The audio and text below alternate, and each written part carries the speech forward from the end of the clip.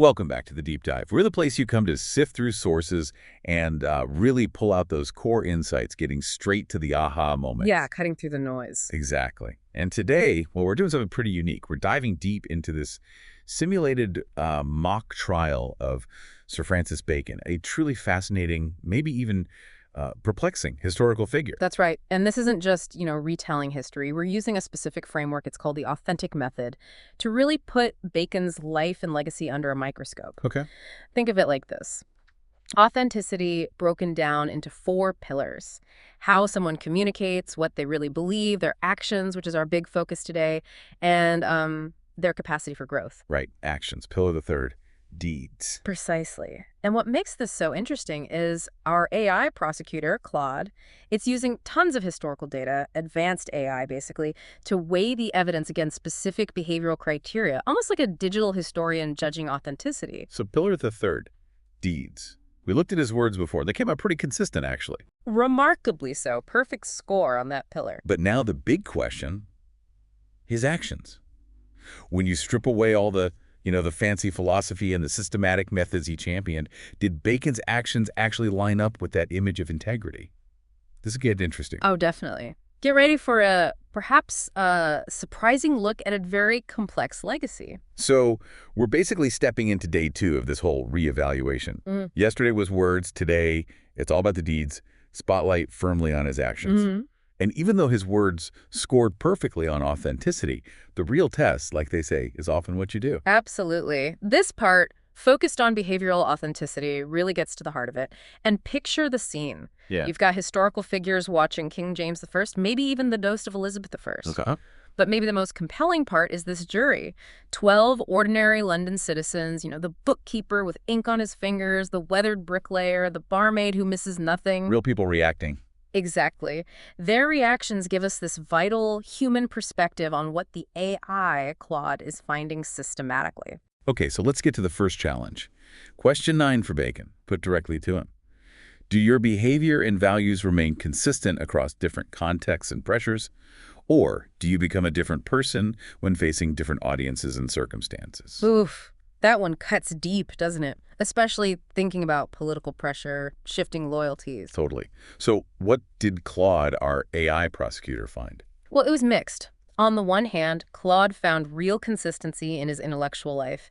His commitment to empirical methodology, rock solid. Didn't matter if he was serving Elizabeth or James or if it was academic work versus court life. Okay, so his scientific principles held up. They did, across private letters, public works, everything, but... There's always a but with Bacon, isn't there? Always. Claude also flagged, and I quote, dramatic behavioral inconsistencies. His political persona, it shifted significantly between Elizabeth and James I. He adapted, to please whoever was in charge. And the big one, Claude pointed out, he betrayed long-standing relationships when convenient. The Earl of Essex case is the prime example. A former patron, a friend.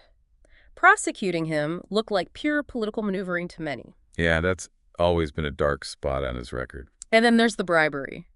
Publicly advocating for justice while privately accepting what certainly looked like bribes. So intellectual consistency, but personal and political inconsistency for advancement. That was Claude's conclusion. So despite the intellectual rigor, the behavioral shifts were too significant. Result. No points awarded for this question. Wow. Okay, and you can just imagine the jury, right? The bookkeeper frowning, the bricklayer crossing his arms, a bit troubled. Definitely shifting in their seats. But then Bacon jumps in. Passionate intensity, the script says. Of course he does. What's his defense? He argues the variations weren't because his character was inconsistent. No. He claims his authentic purpose required tactical adaptation to protect the genuine intellectual mission. Tact or adaptation. Okay. And he reframes the Essex prosecution. Not betrayal, he says, but refusing to let personal loyalty corrupt justice. Convenient. And those bribes. Get this. He calls them resource redistribution. Money that, he claims, funded the very intellectual work that would benefit humanity. It's quite a spin. Resource redistribution. Wow. That takes some nerve, and he uses analogies. Yes, directly to the jury members. Asks the master builder, the master carpenter, hey, if you change your technique for different wood or stone, does that make your craft inconsistent? Clever. Very. He suggests that sometimes protecting the big, authentic mission means you have to appear inauthentic to people who just can't see the larger picture. He's basically saying, you guys don't get the long game. Okay, so he argues his actions were tactical maneuvers for a higher goal. But what about his words, his messaging? Did that also shift depending on the audience? That's the next question, right? Question 10. Exactly. Are your message and approach consistent across different audiences and platforms, or do you tell people what they want to hear?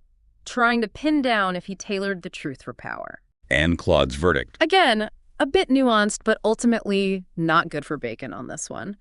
Claude acknowledges, yes, his scientific methodology message was consistent everywhere. Okay. But politically, Claude found, quote, systematic adaptation of political messages to please different audiences. Big differences in his speeches to Parliament under Elizabeth versus James I, clearly trying to curry favor. Adapting the message. Yeah. And Claude also suggested his apologies, his defenses regarding the Essex thing, were crafted for political advantage. So the evidence pointed towards telling people what they wanted or needed to hear for his own game. Another fail, according to Twud. Yep. No points awarded for question 10 either. And the jury. Yeah. Still skeptical. Right. The farmer looking unconvinced, the barmaid nodding like, yeah, I've seen that before. Pretty much. But Bacon, he doesn't back down. If anything, he seems more defiant. What's his angle this time? He doubles down on the adaptation idea.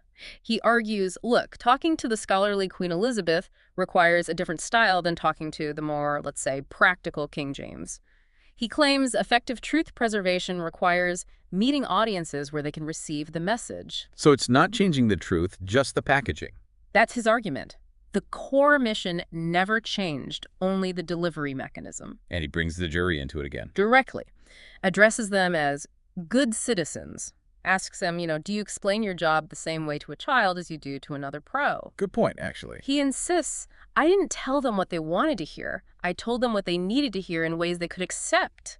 He even points back to Pillar Lafore, his communication, where he scored perfectly, saying that proves it was just skilled delivery, not corrupted content. It's a strong counter-argument. He's basically saying, my communication skills are proof I wasn't being inconsistent, just effective. It is compelling. He's really fighting his corner. Okay, 2 fails from Claude, but strong defenses from Bacon. Now, question 11. This feels like a big one. Is your success built through authentic value creation rather than manipulation or exploitation of others? Yeah, this cuts right to it. Did he genuinely contribute, or did he just climb the ladder using people? What did Claude find here? This could be make or break. And this is where it gets really fascinating. Claude acknowledges the political side, stating his political success was built primarily on manipulation and corruption, bribery, using relationships. Claude doesn't entirely buy the resource redistribution thing. Okay, so the manipulation is still noted. It is. But, Claude then says, most significantly, Sir Francis created genuine intellectual value through scientific methodology that influenced centuries of scientific development. This is the core of it. His contribution to knowledge was immense, foundational. So the scientific method. The legacy. Exactly. Claude mentions the Royal Society history, even Thomas Jefferson calling Bacon one of the 3 greatest men alongside Locke and Newton. So despite the political maneuvering, Claude concludes his authentic intellectual contributions created genuine value that has served humanity for centuries. And the score. Full point, 1 out of 1. Vindicated on value creation. Wow. You can just feel the shift in the room, the jury. Relief. The blacksmith sits up straighter, the farmer nods, understanding, the candlestick maker wiping away a tear. Seriously. That's what the source says, a tear of pride. It's a huge moment. His argument about the long-term intellectual impact finally lands, perhaps outweighing the political dirt for them. What do you think to that? Why now? I think it's the sheer scale and undeniable positive impact of his intellectual work, something Claude, as an AI, could track across centuries, its objective value. And Bacon's reaction. Must have been. Explosive triumph, vindication, finally. He basically thunders that this authentic value creation dwarfs any political games. He goes back to the bribes.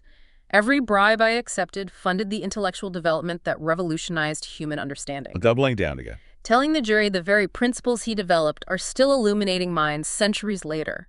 It's a powerful, almost overwhelming claim, but backed by Claude's finding on value. Okay, one more question for this pillar. Question 12. Do you demonstrate growth, learning, and responsiveness over time, showing you can evolve and improve rather than remaining fixed in patterns? Basically, did he learn from his mistakes, especially the ethical ones? Right. Capacity for authentic development. Claude's final take on his deeds. More compelling insights. What's the verdict on growth? Again, a split. Claude found clear evidence for intellectual growth.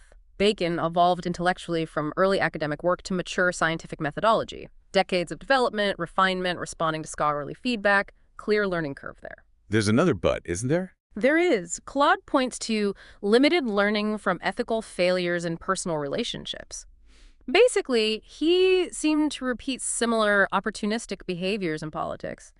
The patterns there didn't change much. So learn it intellectually, but not so much ethically or politically. That seems to be Claude's assessment. But because the intellectual development and responsiveness were so clear and sustained throughout his career, Claude awarded the point. Another point for Bacon. So he gets the point for growth. Yes, 1 point awarded. And the jury. The farmer's got tears in his eyes now at the idea of continuous improvement. Seems like the recognition of lifelong learning, even if imperfect, really resonated. Bacon jumps on this, of course. Knowledge is power, but only when improved. Nice quote. Does he address the lack of ethical learning? He does, interestingly. He acknowledges the limited learning from ethical failures in personal relationships, but then pivots. He argues he channeled his learning capacity into the domain that could serve humanity most effectively: systematic methodology for truth-seeking. Ah, the same defense. Again, it was all in service of the greater intellectual mission. Exactly. Where he served human development, he grew. Where he engaged in political necessity, he kept the same tactics to protect the mission. And he claims this pattern vindicates everything I have claimed. It's a very specific, compartmentalized view of growth. So let's tally up pillar the third, deeds. It's definitely a mixed bag. Very mixed. Question 9, consistent behavior, failed. Systematic adaptation. Question 10, consistent messaging, failed. Tactical variation. But then, Question 11, authentic value creation, vindicated. Genuine intellectual contribution.